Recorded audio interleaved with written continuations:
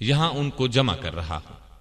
یہ تمام نبی اکرم صلی اللہ علیہ وسلم کے ارشادات ہیں۔ لوگوں پر ایک ایسا زمانہ آئے گا کہ دین پر قائم رہنے والے کی حالت اس شخص کی طرح ہوگی جس نے انگارے کو مٹھی میں پکڑ رکھا ہو۔ دنیاوی اعتبار سے سب سے نصیب والا وہ ہوگا جو خود بھی کمینہ اور اس کا باپ بھی کمینہ ہو۔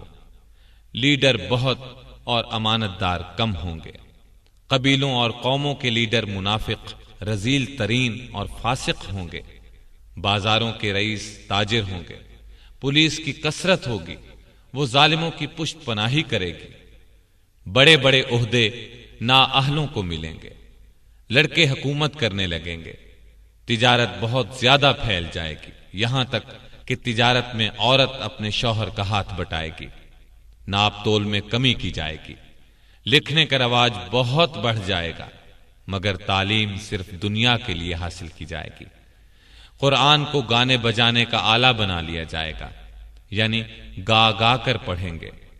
ریا، شہرت اور مالی فائدے کے لیے قرآن کو گا گا کر پڑھنے والوں کی کثرت ہوگی۔ فقہا کی قلت ہوگی۔ علماء کو قتل کیا جائے گا۔ ان پر ایسا وقت آئے گا کہ وہ سرخ سونے سے زیادہ اپنی موت کو پسند کریں گے۔ اس امت کے آخری لوگ پہلے لوگوں پر لعنت کریں گے۔ امانت دار کو خائن اور خائن کو امانت دار کہا جائے گا۔ جھوٹے کو سچا اور سچے کو جھوٹا کہا جائے گا۔ اچھائی کو برا اور برائی کو اچھا سمجھا جائے گا۔ اجنبی لوگوں سے حسن سلوک کیا جائے گا اور رشتہ داروں کے حقوق پامال کیے جائیں گے۔ بیوی کی اطاعت اور ماں باپ کی نافرمانی کی جائے گی۔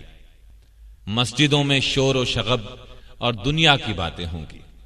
سلام صرف جان پہچان کے لوگوں کو کیا جائے گا، حالانکہ سلام ہر مسلمان کو کرنا چاہیے، چاہے اس سے جان پہچان ہو یا نہ ہو۔ طلاقوں کی کثرت ہوگی۔ نیک لوگ چھپتے پھریں گے۔ کمینے لوگوں کا دور دورہ ہوگا۔ لوگ فخر اور ریا کے طور پر اونچی اونچی عمارات بنانے میں ایک دوسرے کا مقابلہ کریں گے۔ شراب کا نام نبید، سود کا نام نفع اور رشوت کا نام ہدیہ رکھ کر ان کو حلال سمجھا جائے گا۔ سود، جوا، گانے بجانے کے آلات، شراب خوری اور زنا کی کثرت ہوگی۔ بے حیائی اور حرامی اولاد کی کثرت ہوگی۔ دعوت میں کھانے پینے کے علاوہ عورتیں بھی پیش کی جائیں گی۔ اچانک اموات کی کثرت ہوگی۔ لوگ موٹی موٹی گدیوں پر سواری کر کے مسجدوں کے دروازوں تک آئیں گے۔ ان کی عورتیں کپڑے پہنتی ہوں گی، لیکن لباس باریک اور چست ہونے کی وجہ سے ننگی ہوں گی۔ ان کے سر بختی اونٹوں کے کوہانوں کی طرح ہوں گے، یعنی وہ اس طرح بال بنائیں گی تو اونٹ کے کوہان نظر آئیں گے۔ مٹک مٹک کر چلیں گے، لوگوں کو اپنی طرف مائل کریں گے۔ یہ لوگ نہ جنت میں داخل ہوں گے نہ اس کی خوشبو پائیں گے۔ مومن آدمی ان کے نزدیک باندی سے بھی زیادہ رذیل ہوگا۔ مومن ان برائیوں کو دیکھے گا مگر روک نہیں سکے گا، جس کی وجہ سے وہ اندر ہی اندر کڑھتا رہے گا۔ یہ تمام علامات نبی اکرم صلی اللہ علیہ وسلم نے اس زمانے میں بیان فرمائی جب ان کا تصور بھی مشکل تھا، لیکن آج ہم اپنی آنکھوں سے ان سب کو دیکھ رہے ہیں۔